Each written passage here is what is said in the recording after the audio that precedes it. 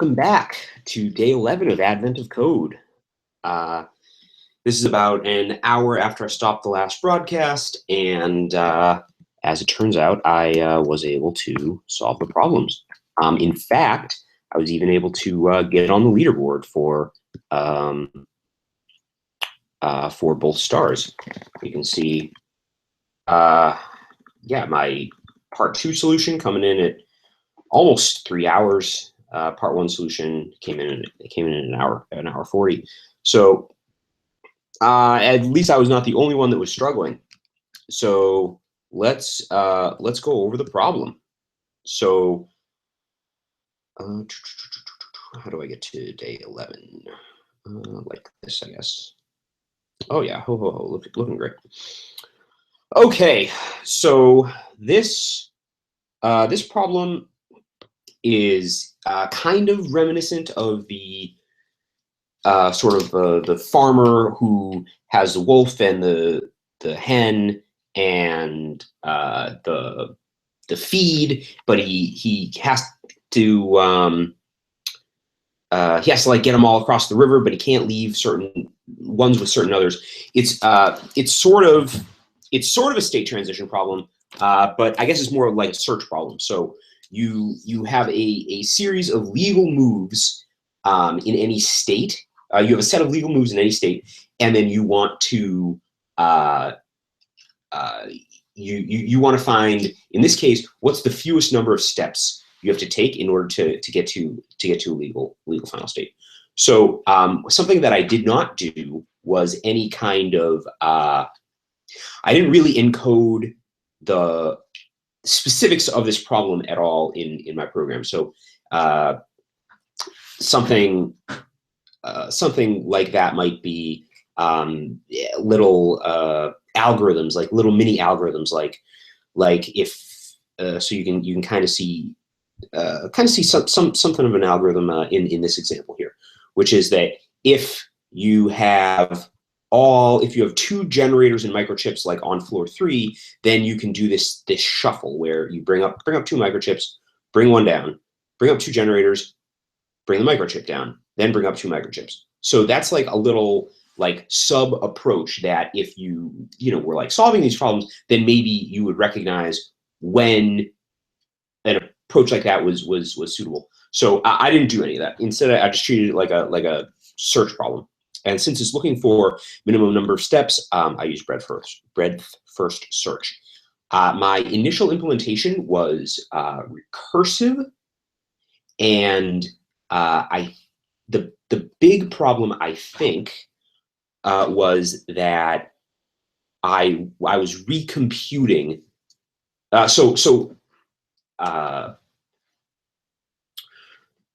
The reason that I couldn't do that I couldn't search every one of the valid moves at any given point was that it was like an exponential blowup. So if our solution was 20 or something, or I think it ended up being 30 something, so the number of steps that we would have had to evaluate would be somewhere like if 10 to the 30 or something. So way too many. And I think the reason that my first solution was like that is that it was recomputing the same state many times. So if, for example, you like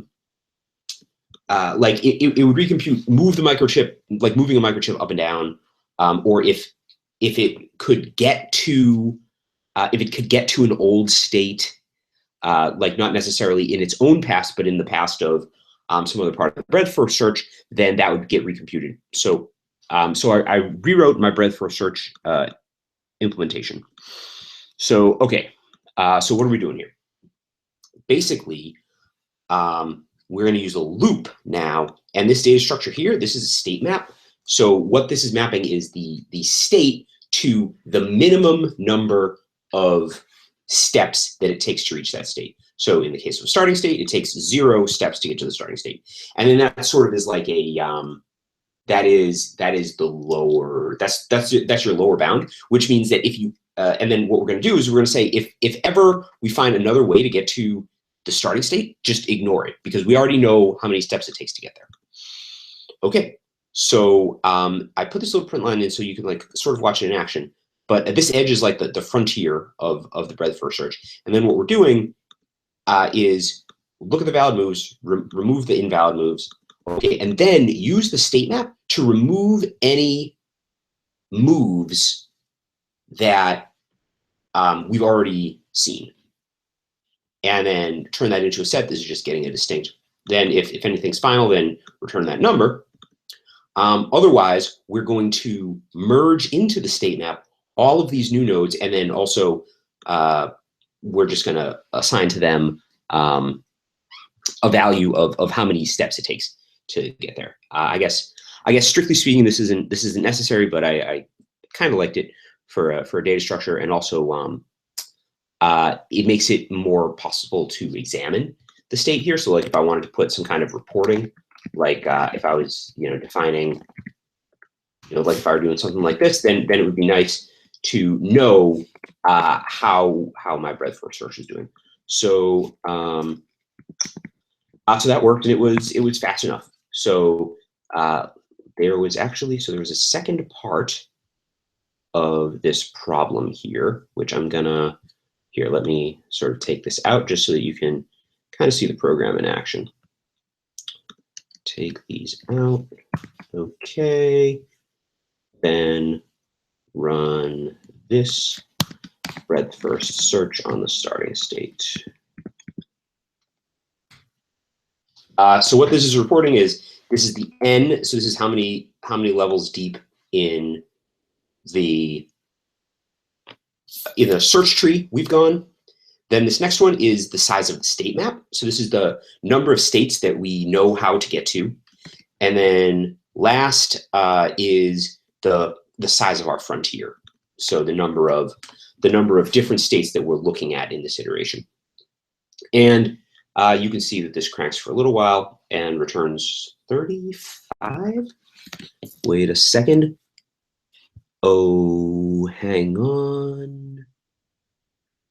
Yeah, hang on. This is actually the breadth first search algorithm that I was doing, and I'll explain the difference there. So we'll let this run again. Yeah. So yeah, you can see that so it's growing. It probably is exponential growth in the worst case, but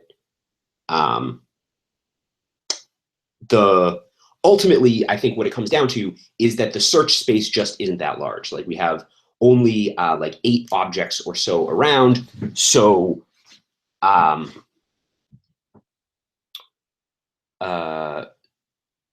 yeah, how many objects are there in this form of the problem? Looks like there are only 10 objects. The objects themselves can only be in one of 4 different places plus the state of the elevator. So so this actually turned out to be a bonus of using sets up here just because of the equality semantics. So yeah, so this cranks for a while. It explores every option, every state that is reachable in 32 steps is found, and then when we're examining the nodes available here, yeah, actually, so you can kind of see how we did actually sort of explore the whole state space, because look at the way that the edge changes over time. Our frontier is actually decreasing, and the reason for that is that by the time we're getting late into the problem, the computer has already seen most of the states. So we've seen 158,000 different states, and then we only have 165 left to look at. So that was enough to give us our answer of 33 steps. All right. Then in part 2, though, what they do is they introduce two new pairs of generators and microchips. So that's 4 more objects. And what happens now if you try to run it? So these go on the first floor here. Now, if you try to run it, the search space blows up too fast. So yeah, you can see on step 7 we're already at a frontier of 20,000, and this will just go into the millions, and that's not efficient enough. So what I did was reintroduced our heuristic function. Is that what I did?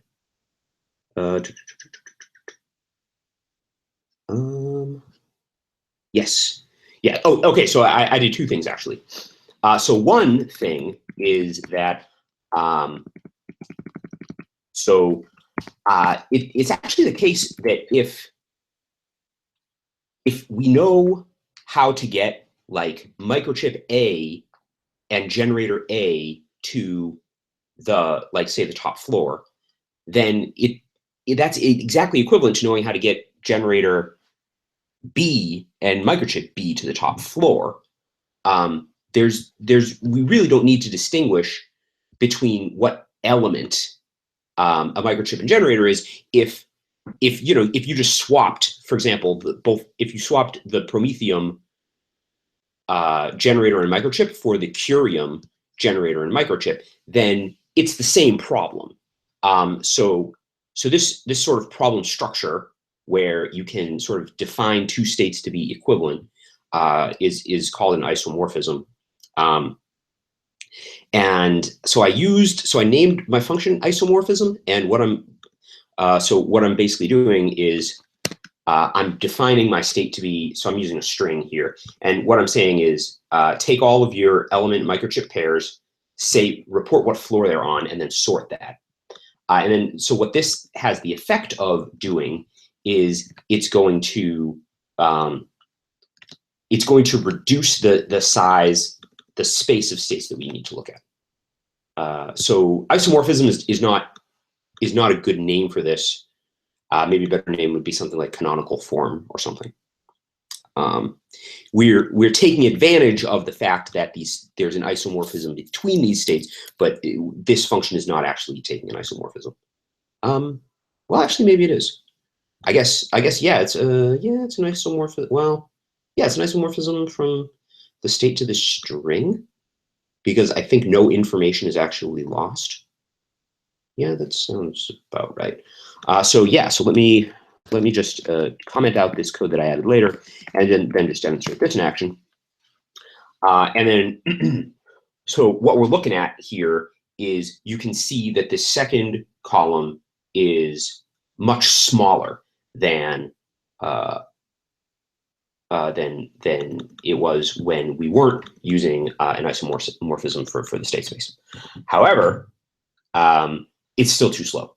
So the third number is growing less fast than it was, but it's, this is maybe like twice as fast, and that's still just too slow. So I brought back the heuristic function, and now so the big difference now is that because, so let's see, why is the heuristic working now? So I think that what's going on, yeah, is that the space is a lot more tractable now that we are not looking at states that we've already looked at, or states that we don't need to look at. So I just used the simple heuristic of multiply the number of things on the floor by the number of the floor, and add all that together. And the thing is that since we're now using, since our whole algorithm is a lot more efficient, we can take 1,000. We can just take the top 1,000 of the reachable nodes, and then as long as the right move is in the top 1,000 according to this heuristic, which seems pretty reasonable. I mean, you know, we're excluding stuff where we're just like moving stuff downstairs for no reason, as long as the right move at each step is in the top 1,000 by this heuristic, then we'll get our answer.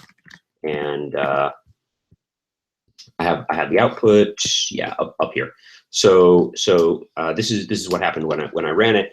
And then the key here is that this third number is always going to be below 1,000. So this number is this third number is our frontier, the nodes that are our candidates. And each step along the way, we're only looking at the top 1,000 of moving stuff upstairs. And after 56 steps, it finds a final. And it's not that slow, actually. So I guess I can demonstrate.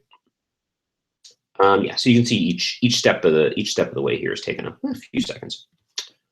And the whole thing finished in, you know, a couple of minutes. So yeah, this gave the answer of 57 here. So I was able to put in. And where does that put me on the leaderboard? Tied for 73rd. Okay, I think yesterday I was I was in the 70s. So not much movement today, but I was glad that I was able to find the solution. I'm going to be curious to see how other people solved this, because I treated it sort of like a just a straight up search problem. Other folks may have had smarter solutions. But yeah, glad to have solved it, and looking forward to tomorrow's problem. And thanks for watching.